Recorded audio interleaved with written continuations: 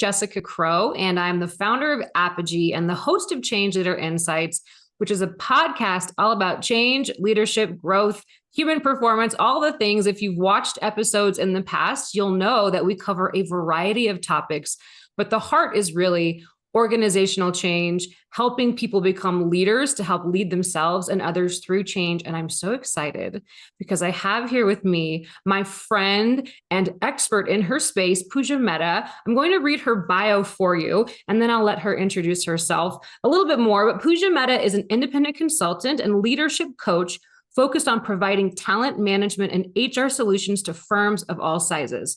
Her background is rooted in process and operations improvement, people advisory services, and management consulting. And she has experience in a lot of different industries, including financial services, insurance, and healthcare.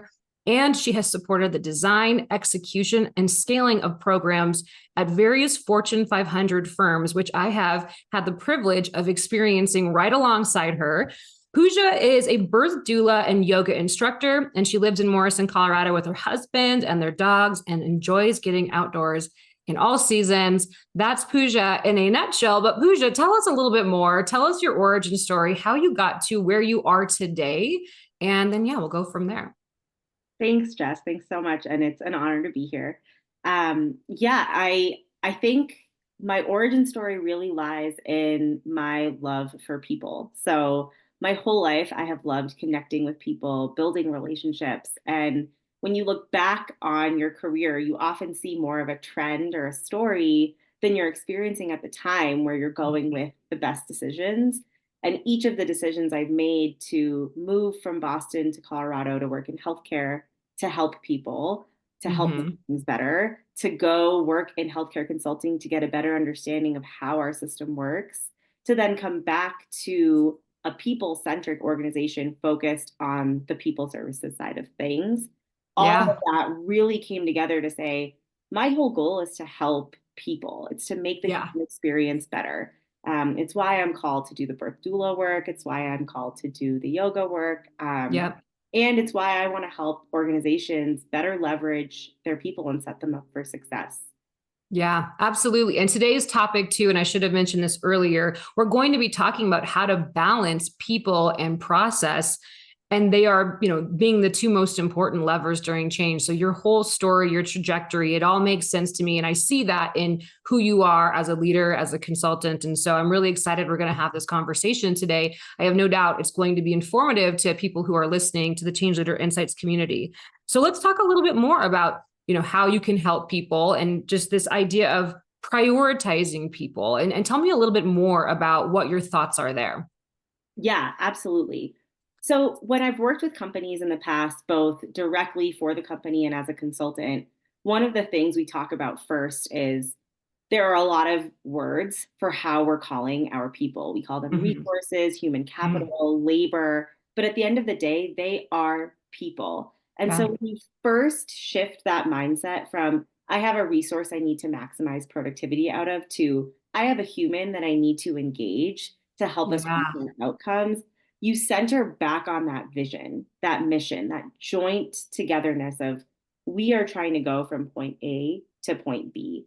And so prioritizing people is so critical because it gets you out of the mindset of, I have to achieve a goal, and it's we together have to achieve this mission, this overall mission, however that happens, together. Yeah, that makes so much sense. I think that's a really good reminder too, because it's easy to make decisions one way if it's a resource on the other end. There's more thought that goes into, I would imagine, if you're making decisions and there's a human on the other side of that, it brings a different flavor and experience to that decision making. So I love that you're encouraging people to think about that and how it brings it back to the mission vision. How do you move towards that end goal together? So now you've got this prioritizing people. Where does this process piece fit into? And again, within the context of organizations, growth, change, innovation, you need both. But this process piece, tell me a little bit more about your thoughts around how, if I'm a change leader, I'm a leader in an organization, or even just a member of a team, where does this process piece fit into the equation for you? Yeah, absolutely. So what I find really interesting and exciting about the process piece is people are problem solvers. People Mm-hmm. want to solve problems. And when in the past and historically and even today, organizations come to their teams and say, we need you to get on board. This is our goal. It's sometimes, if you read about the neuroscience of leadership, it Mm-hmm. sometimes acts as a part of our human component that says, I'm going to push back on this. And it's not out of Mm-hmm. rebellion, it's because we're innately innovative. We want to create and problem solve as humans. And so when you think about the process, giving people the autonomy and the empowerment to say, I'm going to clarify this process. I'm going to solve this problem. I'm going to make it my own within, within reason. Obviously, we do have Yeah. business objectives to achieve. It allows people to feel like they are the captain of their own ship. It Yeah. allows them to feel like I can move the needle forward. I have trust from my leader. I have autonomy to try something new, to be creative here and solve a problem and still get to the same, if not a better end result. And so the process comes in with both how you approach people and Mm-hmm. the type of processes you are creating. Are they simple? Are they streamlined? Are they intuitive to people? Or Mm-hmm. are they overly complex because there's maybe some type or part of the process that you're used to doing that works a certain way, or it's tied Mm-hmm. to a system that would be a whole process in itself to overhaul. When I think about how prioritizing people and process comes together, Mm-hmm. it's really one and the same in that if you want people to be engaged, you have to give them the loose leash, right? To allow Right. them to explore different alternatives and feel like I am contributing. I am not just being told what to do in this process. That makes so much sense. And I think the way that you've said it, I haven't heard somebody on my show yet say it in that way. I mean, we talk about within the context of change management that people need a sense of ownership, but the way that you've articulated it and why we need to have our ability and autonomy to create our own process and way forward is so important, and how that also complements this idea of prioritizing people. And there's data around this too that you were going to share. Can you tell us a little bit more about the data that kind of backs up what you're saying and reinforces this whole concept that clearly, whether it's change management, innovation, process improvement, people optimization, how does it all fit together with the data? Yeah, absolutely. So I actually would love to reference my own experiences with Yes. this. I think Yes. some of the work we did at DaVita, Yeah.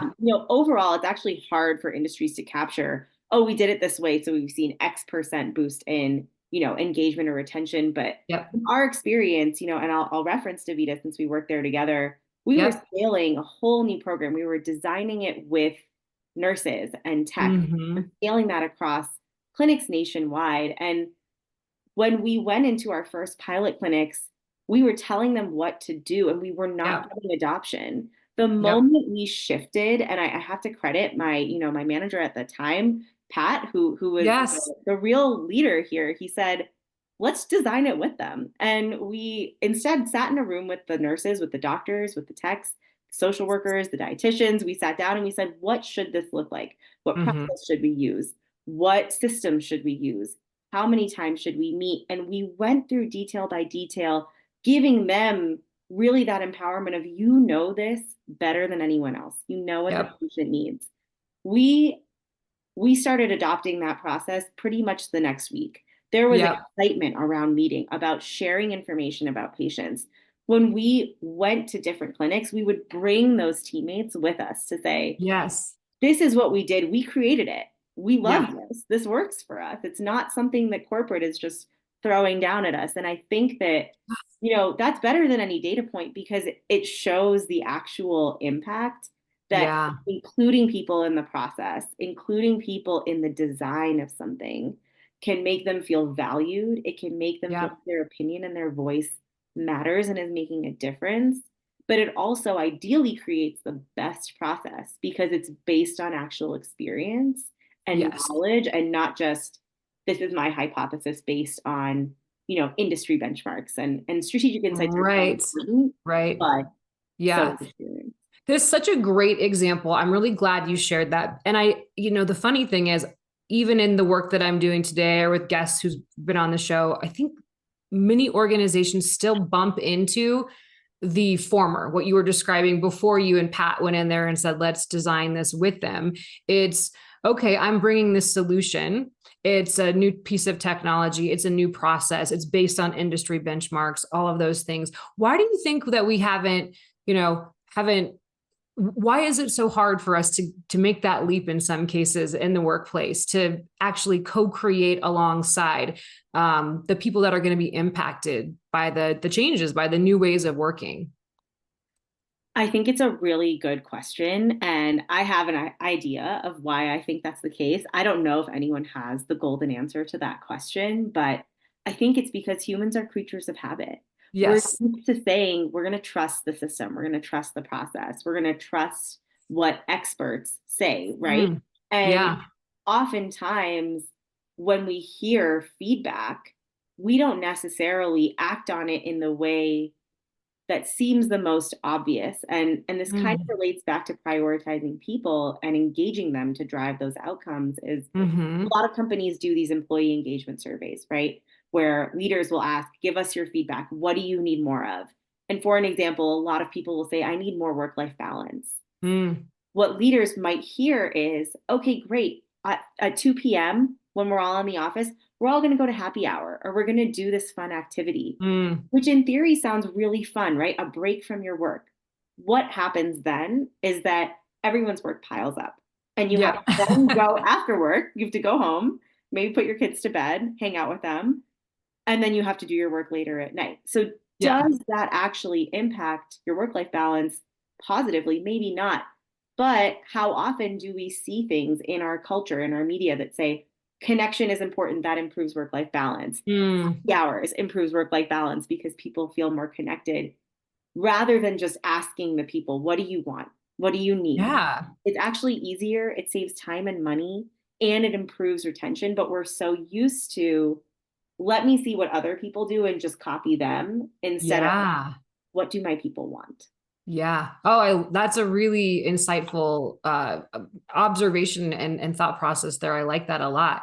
Well, okay. So kind of building on this, what else can engaging your people and giving them or prioritizing people rather and giving them the ability to make those types of decisions through the processes that they are coming up with, what can that do for organizations? What can that do for employees who are working at those organizations that are trying to move the needle and grow and innovate like every organization is?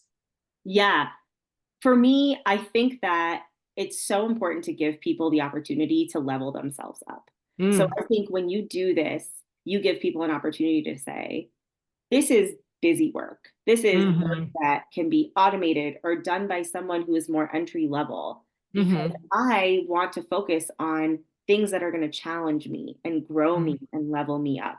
So, for example, with AI and automation, having been at the forefront for quite a while, but really taking a step forward into the spotlight these days, a lot of people are worried about I might lose my job. And as someone who's worked, for a big four consulting firm where we did a lot of automation, I worked on a lot of automation. I think one of the perspectives we brought to organizations and that I continue to bring is this is not to reduce your workforce. This is to right. maximize your workforce. So Yeah. when we automate the functions that are redundant or repetitive or not necessarily strategic, what that's doing is that's freeing up space for your great people to become even better and to give them Mm-hmm, the opportunity to say, as a director, I am no longer focused on doing all of these administrative items. I have someone or something that can do that for mm-hmm, me. I can now spend extra hours of time a week focused on developing strategy and being thoughtful about what we should be doing long term and short term to achieve our objectives. To think mm-hmm, about how is our team operating?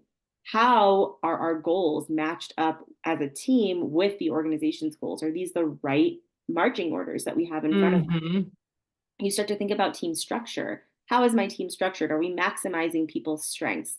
Do we have 20 people reporting to one person?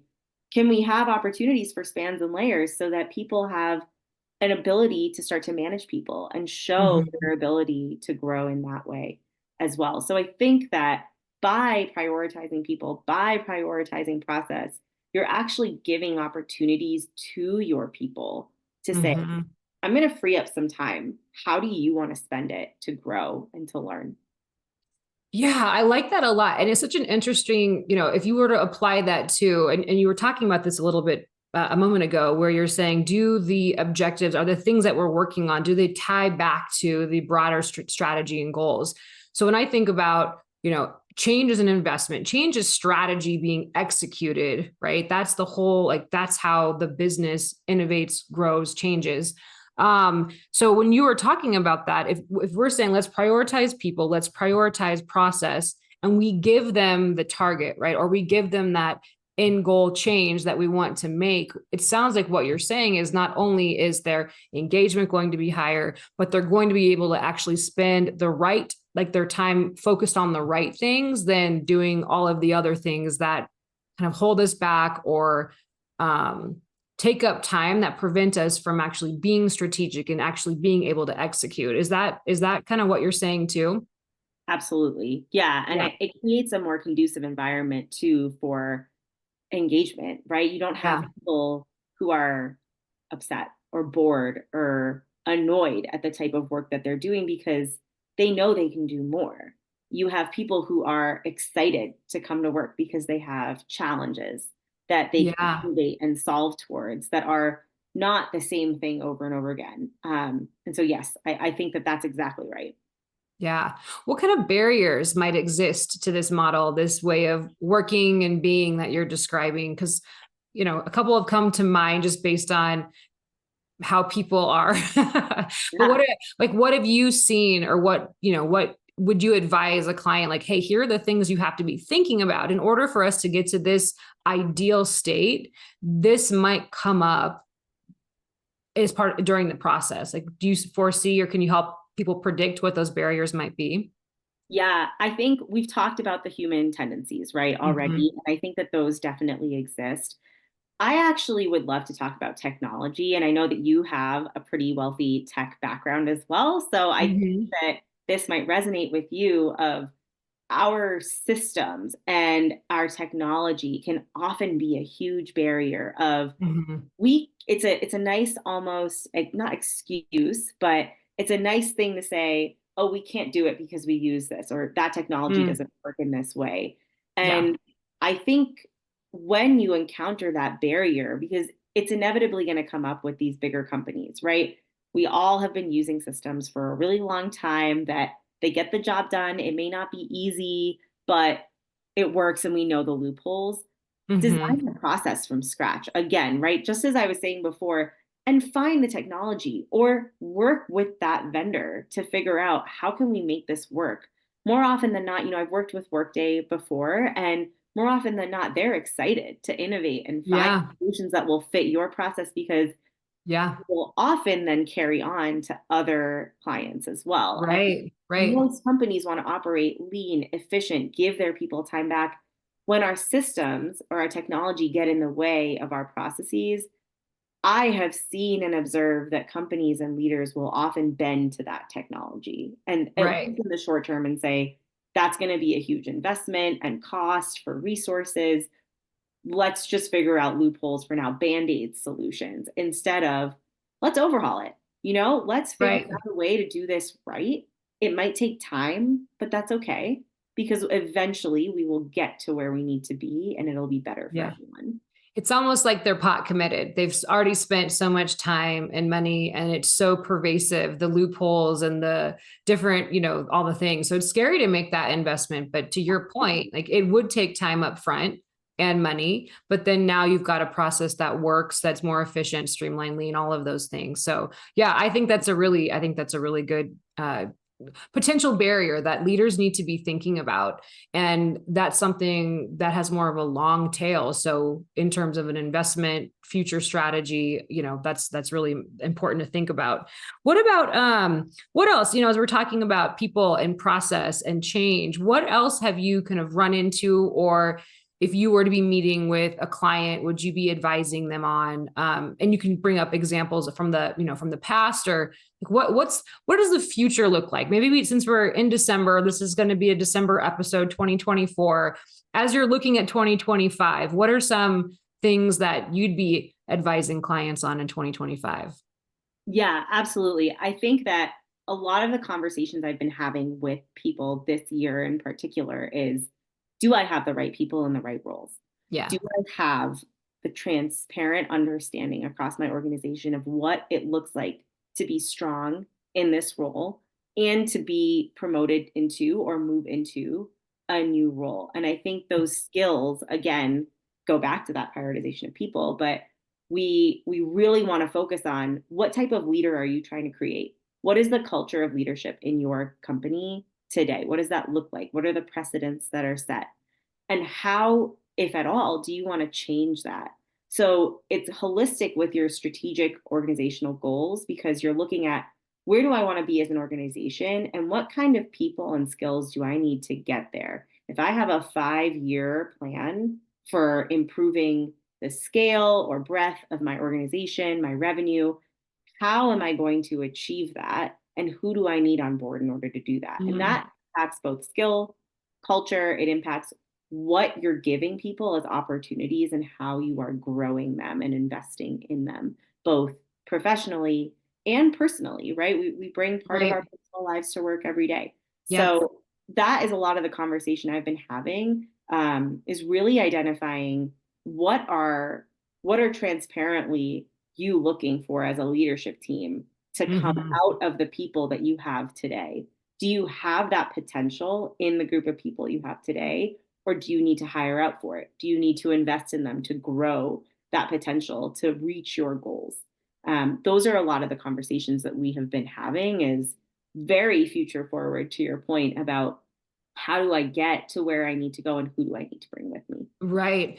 And I would imagine that, there's probably some level of uncertainty because of AI and automation, and knowing 5 years out, I mean, that's a long horizon, right? With how quick technology is moving. But you have to, I mean, there's a requirement to plan that far out, but also be able to pivot and adapt in a much shorter cycle because of the way that technology is advancing and the impact it can have on the skill requirements, the leadership aptitude. Maybe I think leadership is a enduring skill to develop, but that makes a lot of sense.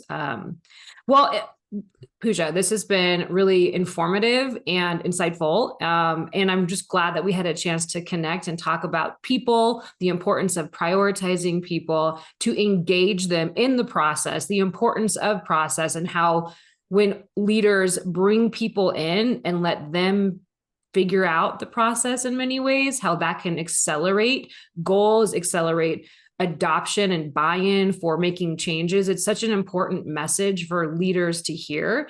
This is one that I continually talk about with my own clients and people that are that are listening, right? Like, you have to bring people in. And I love the way that you framed everything. How can people find you if they would love, if they want to connect with you and want to learn more about the services that you offer? What's the best place to get in touch?